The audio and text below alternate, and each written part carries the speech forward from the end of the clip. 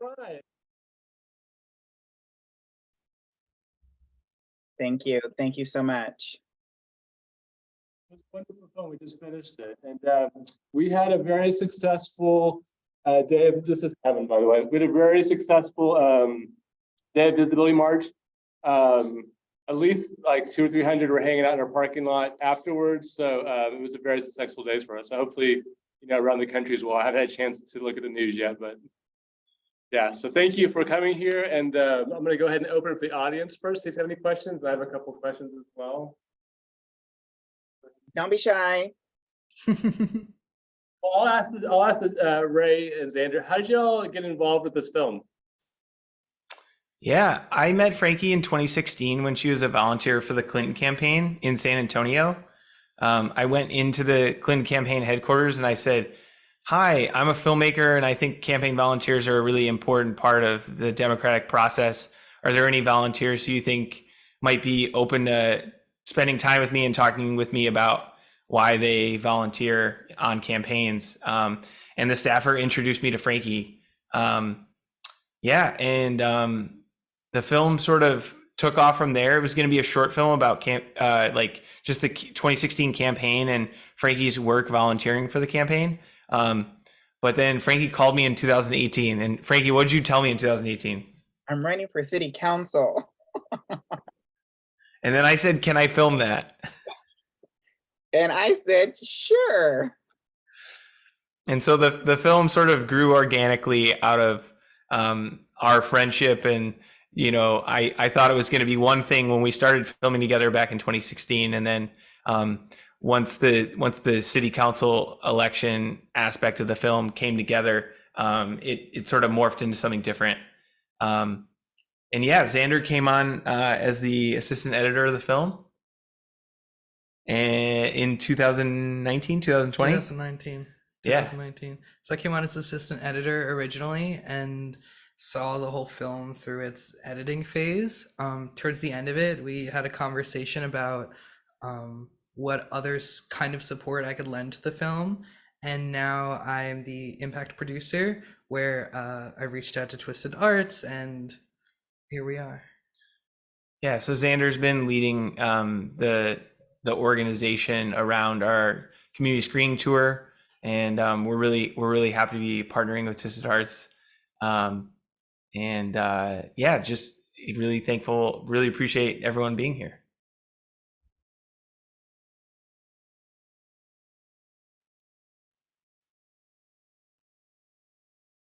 I can't hear. I'm so sorry. I'll repeat the question. Sure.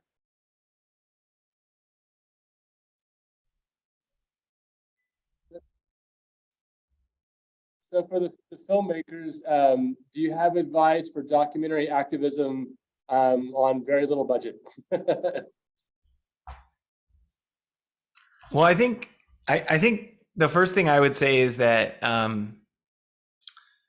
there's one thing that's really exciting about the world that we're living in, and that's that technology has made it really easy to make quality storytelling work, and you don't need a lot of financial resources in order to do that. The flip side of that is we're living in this environment that has so much media content, and everyone is sort of getting fed like this, individualized stream of content through algorithms and such, right? And so it's really hard to break through in that social media environment, in that media environment more broadly. But we have all these tools to try and do that, and the barrier to actually creating content is so low. And so I think the thing that I've tried to do in my work, and I think the advice that I would have is try and tell a good story, and try and tell a story that has emotional resonance with you. And if it has emotional resonance with you, then it probably will also have that emotional resonance for other people. Yeah. And I would just add also, part of the community screening tour is really supported by the fact that we're offering the film as a tool itself for everybody to gather and have deeper conversations that can lead to a little bit more substantive change than just watching a movie. Really intentionally getting the film out to people who are going to resonate, who have gone firsthand through similar experiences that we're seeing unfold in the film. And then turning to one another and being like, so what did you think? How do you think we go from here? Where is our next step? And I think that sort of philosophy of using the film as a tool for a bigger conversation, it doesn't even really matter what resources you had in the first place, because you're offering it all to just become something bigger than itself. And I want to ask Frankie a similar question. How do you run a campaign or activist? How do you be an activist, also on not a large budget? I mean, I don't know what your budget was, but I mean, like in general, like how do we get involved more politically with not a lot of money? So if you're, that's, I hate to say, well, no, I'm proud to say this. I've won many campaigns on very little money. I've taken down giants here in San Antonio, like recently, like y'all saw the film. Y'all know that I am the chief of staff to the county commissioner. And when I was her campaign manager, we were running against a very powerful incumbent who was in there for 16 years. And they spent $550,000 and we spent $27,000. So, sometimes it's about being creative, and how we got creative with that was, volunteerism. Instead of being able to do the traditional mailers and get these, our message into these mailboxes, it was about putting in the footwork. That meant we had to hang these mailers instead. So we were going door to door, and then we used social media as the key. Social media was very big for us. And everything that we wanted to circulate versus on an old school way of being able to, market in a mailbox, we were just doing it in their inbox and social media. So we kind of just saturated social media and spent a lot of money, a lot of our budget in that. And I allowed my friend who was running for that office to not pay me, because for me, it wasn't about getting paid. For me, it was about winning that race and helping her achieve what she was trying to accomplish, because I believed in the work that she was going to really do, because she truly was about the community, or truly is about the community. So yeah, there's ways to be able to do that. You just have to get just a tad bit creative in your effort, and just make that the dollar stretch, and find ways to be not cheap, frugal, not cheap, but frugal. We just have to be a little frugal with how we utilize those funds.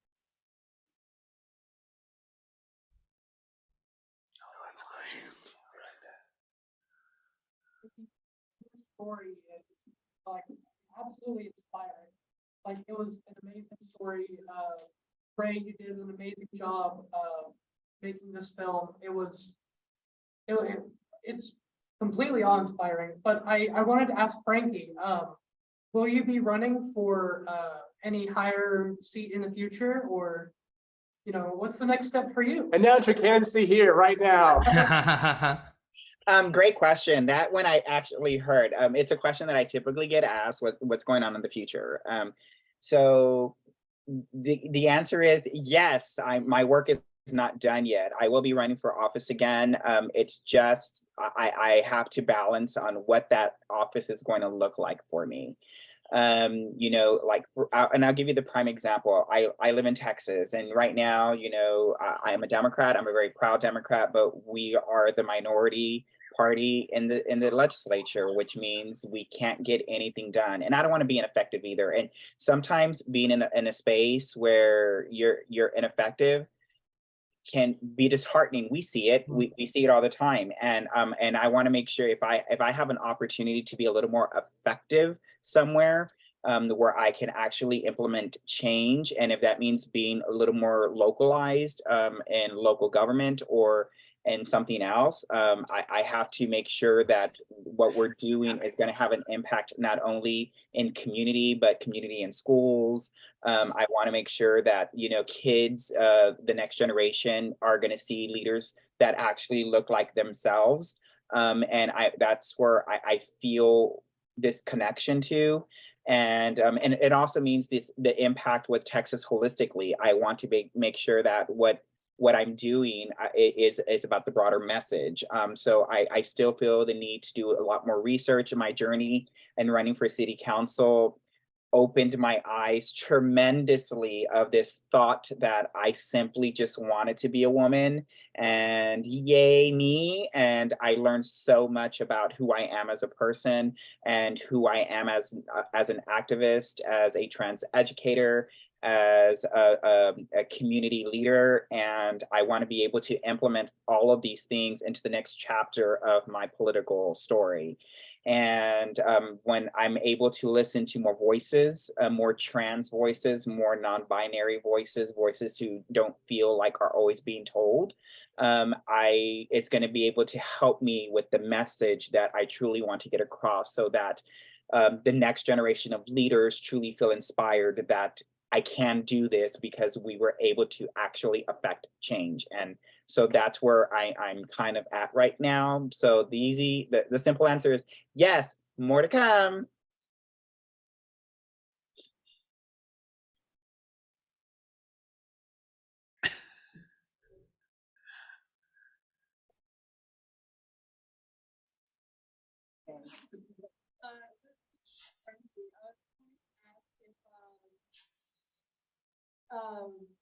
There's any like resources out there for people getting into politics in very really red states, because Texas and Oklahoma are not too far away from each other. So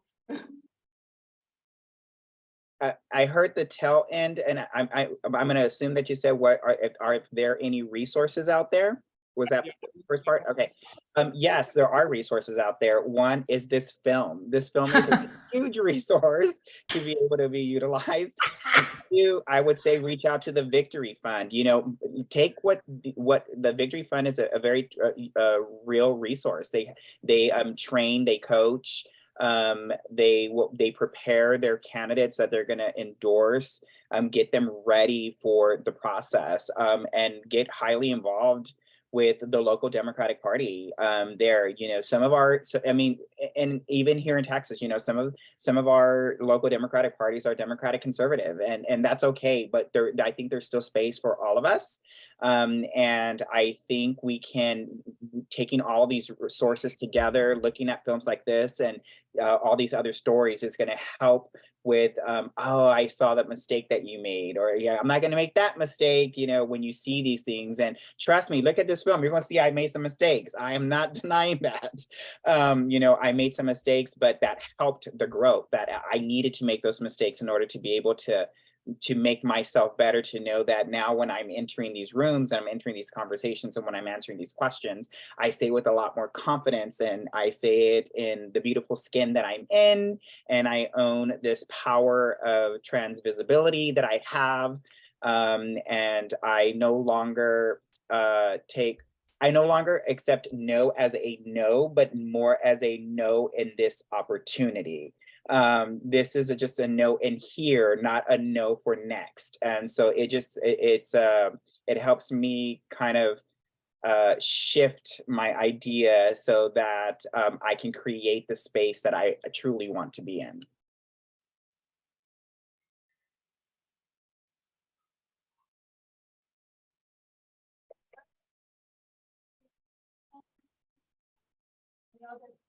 This film took a lot of vulnerability, and so thank you for putting yourself out there. I know that it was very difficult. We definitely appreciate it. There's a comment. The question is, you talked in the film about grappling with having been a political organizer, and now the difference between that and like queer social justice activism. So in the time since that moment, what have you done or learned about to shift more into queer activism? Okay, Great question. Thank you so much for asking that question. Okay, so what that looks like for me now is back then I didn't believe, and I'm gonna be honest, it's about transparency here because it's about education.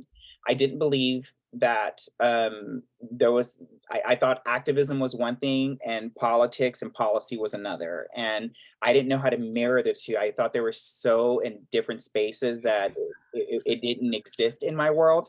It wasn't until what I learned from this, however, was that it does. It does because there's a sense of accountability in all of this. And I recognized from then into now is that in order for me to be able to be more involved in the change, I talk more about accountability and what in the message that we're trying to get across. And what I mean by that is, although we love the people that we elect because we voted them in to begin with, doesn't mean that they necessarily are treating us the way we deserve to be treated. It goes back to the sense of acceptance and accountability. And so we're good as an LGBTQIA+ community to vote for these officials so that they get these offices, so they stand on their soapbox and say, come on, LGBTQIA+ community, support me. See, I was out there, I was in my pretty car in your parade, and you made me the grand marshal, blah, blah, blah. And we're doing so much for you, and I need you to come and support me. And we do. But then when you look at their offices, they don't hire us. So we're good for the vote, but we're not, and that becomes, we're an asset to them then, but then once in office, we become this liability. No, and what I'm saying, so now I hold those same politicians accountable to that philosophy. I'm like, no, if we are good for you to, for our vote, then we are good enough to be able to work in your offices, and I need to start seeing people like me there. And because that is how we start making a difference. So the activism and the political side of me is, I said it in the film, that the seat at the table. I even wrote an op-ed about having a seat at the table, but it wasn't until I realized I do have a seat at the table. I know these people. I've elected them. I've been doing this for 25 something. Oh my God, I just told my age. But I've been doing this for a very, very long time, for 25+ years. And I've had a seat at this table for a long time. I just didn't know how to utilize my voice in an activist way. And so now that I'm in there utilizing my voice in this manner, and the people working on the inside, knocking down this wall, the people on the outside who are activists, working, pounding the pavement, doing the rallies, putting this together, and applying the pressure from the outside, they're knocking down the wall on this side. So we're going to meet in the middle a lot faster. And so this wall is going to be knocked down a lot faster, but it's going to take a network. It's going to take a village of people in order for us to be able to get this done. That means we need more voices to be louder and holding our elected officials accountable, and not be afraid whether they're our friends or not, because if they're our friends, they're going to understand what we're saying. But if they're not truly our friends, we will never get invited to that table again. And then guess what happens? The way I got you into office is the way I'm going to get you out. Good luck. She's serious. Don't mess with Frankie.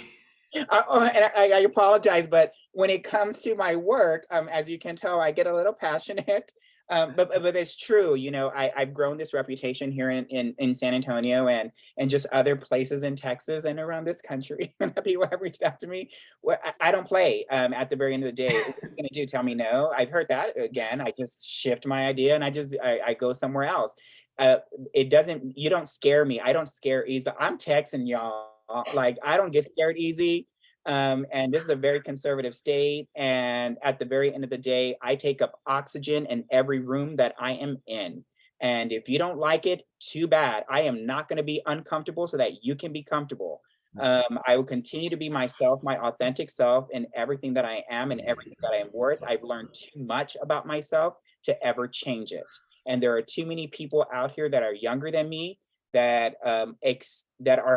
want a better future. Somebody has to prepare them for that. Somebody has to do the work so that they can live better.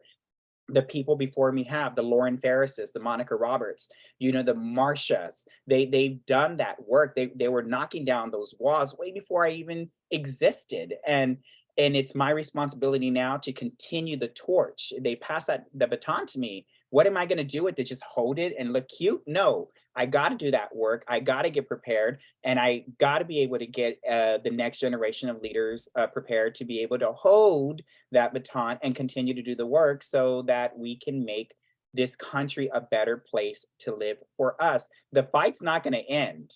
It's never going to end. There's always going to be a hater. So in order for us to be able to be ready for that hater, we gotta have an arsenal full of ammunition. That means getting our people together and prepared. If I can also just quickly add on to that beautiful response, you know, maybe there is always an opposition, maybe there is always somebody who doesn't understand, but I actually went to the Trans Day Visibility March in Washington, D.C. today, and something that really stood out to me, and I would be sure that it is echoed with you guys in Oklahoma earlier, that even though there may always be this opposition, trans people will continue and will always exist. We will always continue to live our truths authentically, no matter what obstacles people may throw in the way, no matter what people may do to deter us living our authenticity. We will always exist, just as the water flows through a river. Trans people will be around. And I want to echo, these anti-trans laws that are being written right now against us, isn't because, oh my God, all of a sudden, you know, it's getting too loud for us about this trans wokeness, sort of say, but it's not that. We've always existed. We're just not existing in closets anymore.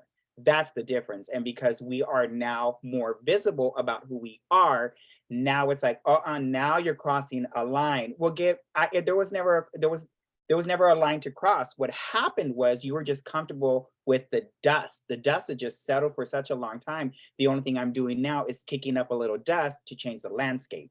That's all I'm doing. You know, we always existed. It's just existing differently. And that's why for me, and a lot of students that I have spoken with in the younger generation have always asked me about this acceptance, right? Like, my biggest fear about being who I am is they're not going to accept me at work, or my family's not going to accept me in this. And I know that I'm very different when I say these things, but the one thing I never, and I struggled with, was this word acceptance, because I don't need, me personally, I never needed acceptance. I didn't need acceptance because I never asked for it. What I demanded was respect, because the acceptance, I did that a long time ago for me. I accepted myself many years ago. So I don't need your acceptance. It's neither desired nor required. What I demand is respect of who I am as a person and the work that I produce. If you want to judge me based on my work, we can have a conversation. I'm probably still going to win, but we can still have the conversation. But that's where the disconnect for me was. So I feel like when we start telling our stories, all of our stories matter. And so the more that we tell our stories, the more that we're out there and we're sharing our love. Like, growing up, I grew up in the club. Y'all saw the Miss USA pageant, so y'all know I'm a pageant girl. So y'all know that I grew up in a different time where, you know, I was told by a trans elder who told me that, Frankie, if you're going to live this life, understand that you will always be a man's fantasy and never their reality. You're never going to be taken home to meet mom and dad. I believe that stayed with me for so many years, that I'm always just going to be the behind the door girlfriend that you're just going to come and visit when you had a need to fill. I never thought that I would be living the life that I live now, married to a 6'5" lumberjack who, you know, and who is from Erie, Pennsylvania, of all places. But I did, and I found love. So I know that it exists. I know that it's possible. I'm just a regular old woman in her little house with her husband. I cook and clean, I go to work, and I make a difference in our community, and I live authentically. So yeah, I'm not gonna compromise any of that so that other people can feel comfortable. I just refuse to do it. What other questions? These questions are great. Y'all are a fun audience.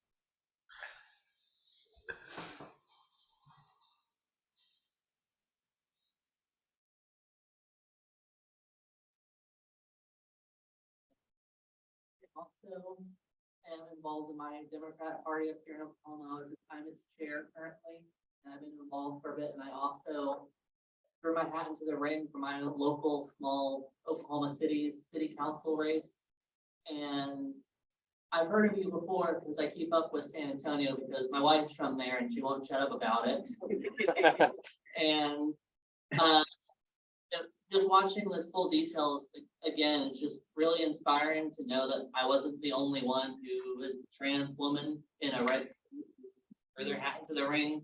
I mean, mine was much smaller than yours, but still, I tried, and it's just very inspiring to know that it's possible to go back in and do it again and still be involved in politics and be an activist for not just the LGBT community, but for all people to have a voice. So just thank you. Thank you. No, thank you for doing that. You know, and regardless of the size of the race or the position that you're in, it's transformative. It's a transformative change because the voice, it's important. The next generation of leaders, even in your community, are going to look at you and say that you're inspiring. What you did was brave, and if you're able to change that one life, you accomplished a lot, because that's the difference that we need to make. Society needs to know that we are not the stigma that they depict. We are more than that. We are so much more than that. And as long as we continue to do the work and we come together as a community, we're unbeatable. We just have to make sure that we band together and we hold our allies accountable. Stop saying that you're going to do something and then not follow through. You make a commitment, commit, and let's do this together. We were there when you needed us. Now we need you, and it's time for you to come out here and champion our causes so that we together can make a difference.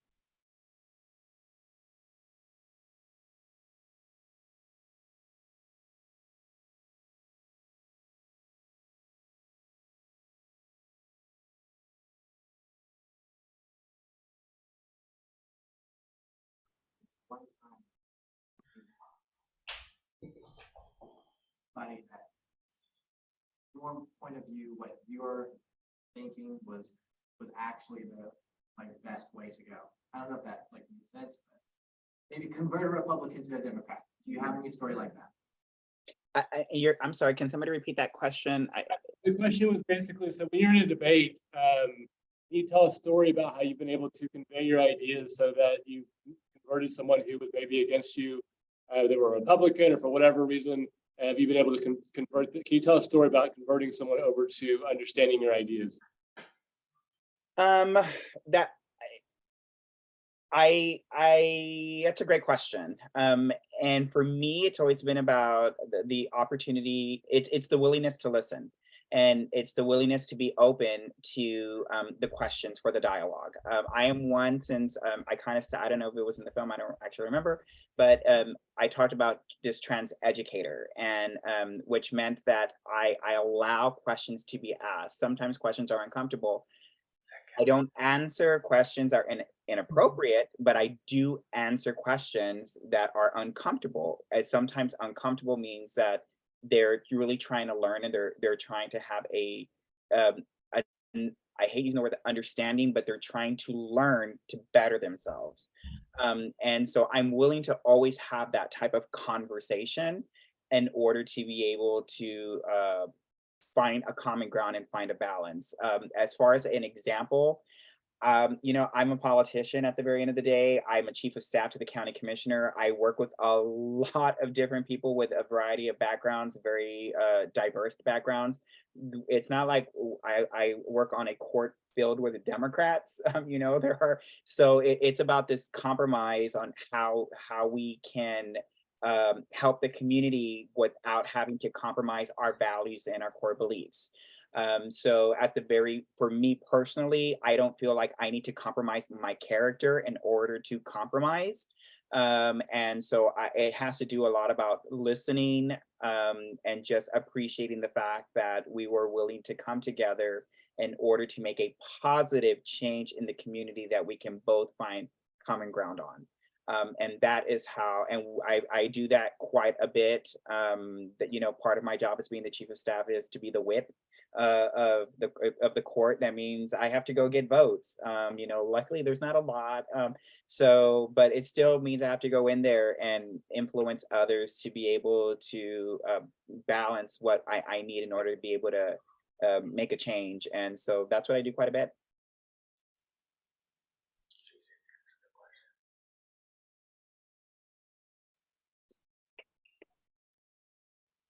My name's Mira.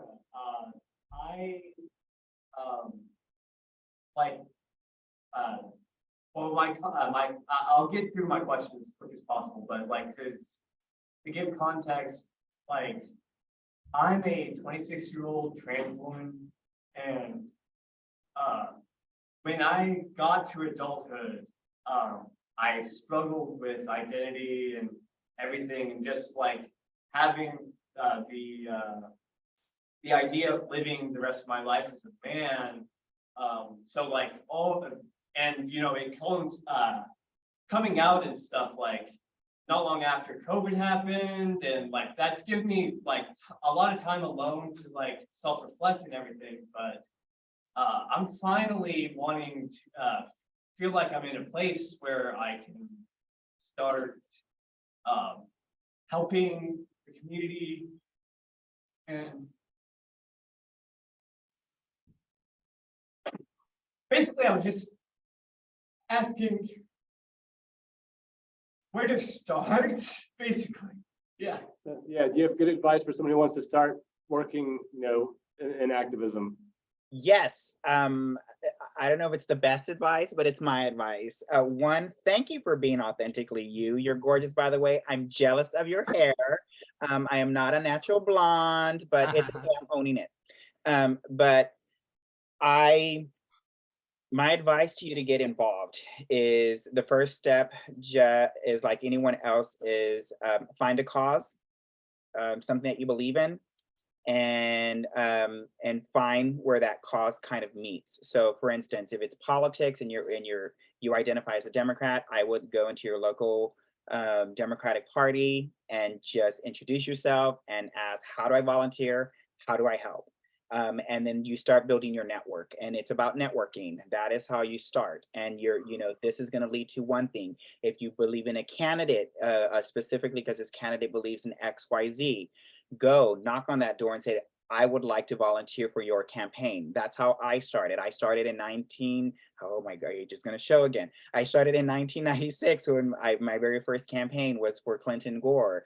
And I just joined. I was like, how can I help? And they said, here you go. Here's the list. And, go start knocking on these doors and go talk about Bill Clinton. And that's what I want to go do. And, that's how I started getting involved in the community. And that one campaign led to another campaign, and it just started to build from there. And then I learned about financing, and then I learned about the ethics rules, and then I found my footing with I like gubernatorial races, and no, I like senatorial races, and no, I like congressional races. And so but all of that knowledge just kind of piled on together, and then led me to being able to learn how to become a campaign manager, and because now I knew everything. And then that was the world that I was like, I'm good at this. I'm really good at this.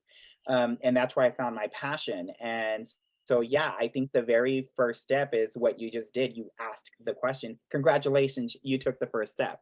And so now it's the next thing is now getting in there and saying, how do I help? And, there's a resource right behind you who said that they ran for office themselves. That's a very good resource. Let me introduce the two of you. You meet you. That is how you do things. And so y'all start connecting, and there is, because I see a whole room full of block walkers and phone bankers. Okay. That is how we make a difference. And and sometimes in some of our rural communities, we don't have, they don't have resources. So it's about telling those people who don't have resources, if it ain't there, create it. You got to create the resource. That means we got to start building this from the ground up. Look at the larger organizations, look at the bigger cities that already have it. How did you establish this? And start building that network within yourself. It doesn't necessarily mean that one organization is the right organization. I would ask, is there a Stonewall Democrats in your community? If there isn't a Stonewall Democrats in your community, maybe that's an organization that you can start building from the ground up. And, and so that the LGBTQIA+ community can have a voice together as a Democratic Party with your ideas and what you want to focus on. And y'all can start building your own chapter within your state, because now you want to say, we are going to start helping the candidates we believe have our best interest at heart. So, if you build it, it will come.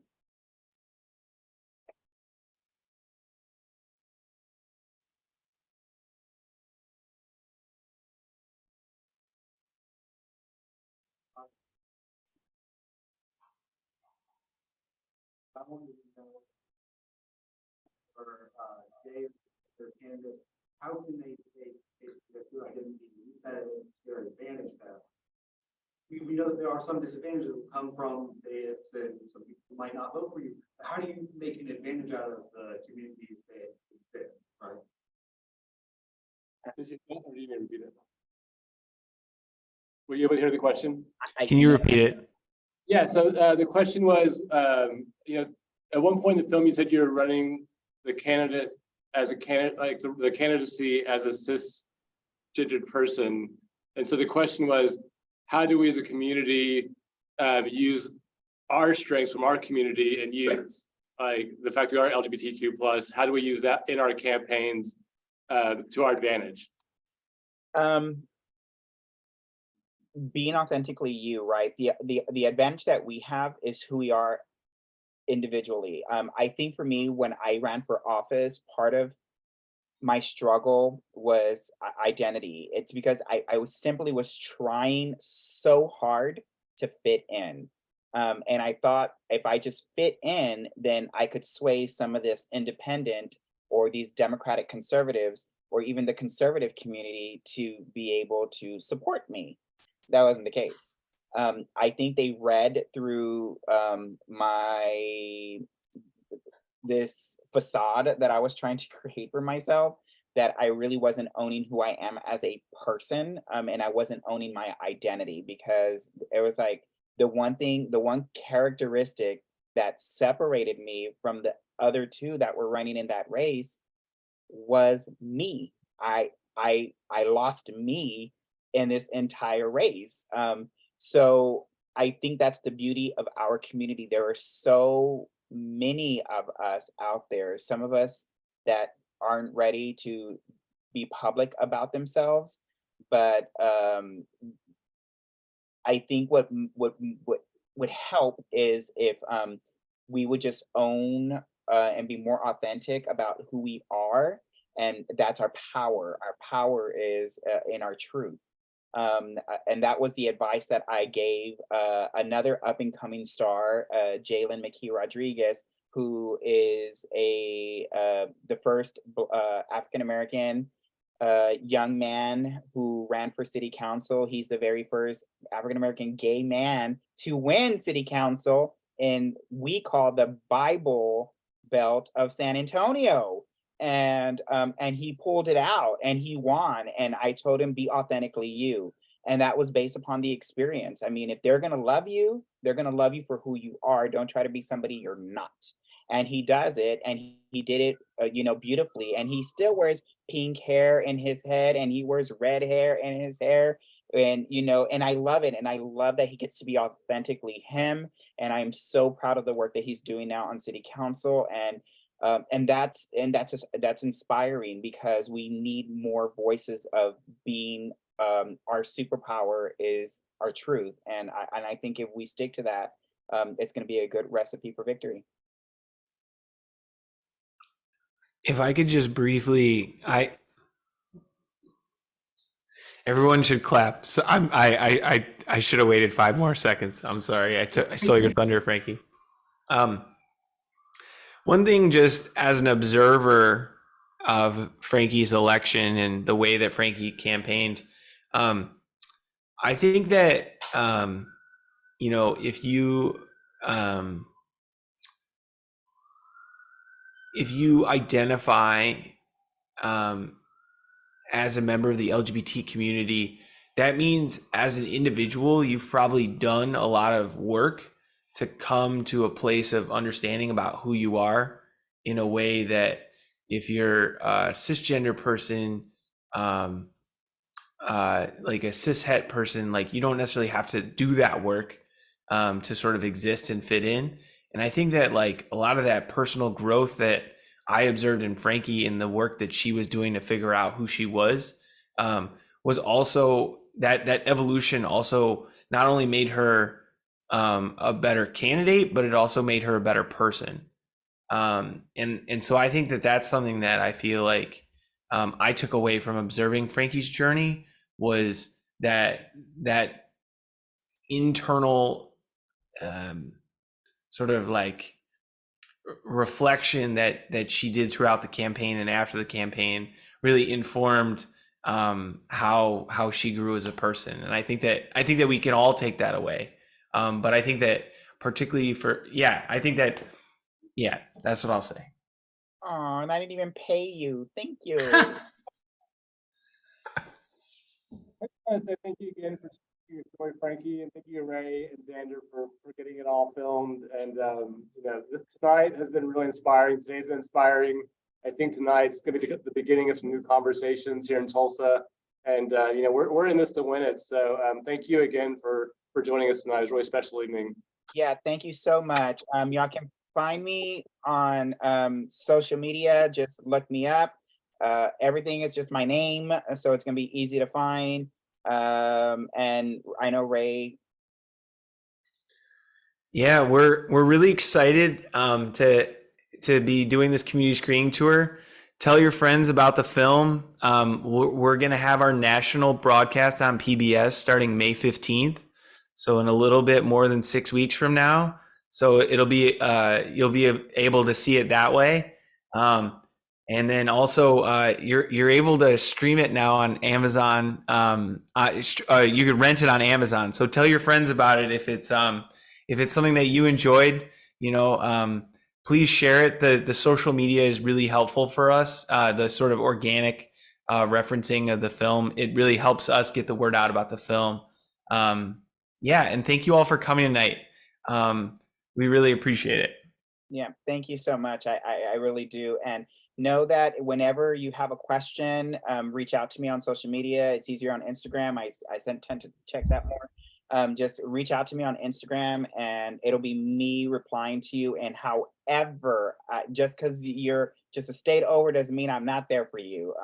You're just a little drive down the road and I'll be more than happy to be there and, you know, beat the dirt with you and kick up a little dirt to change the landscape for you too. Like, that's what I'm here for. We can do this together. Just reach out to me. Yeah. And thank you to Kevin and everybody at Twisted Arts who helped put this on. Thank you. You too. Bye.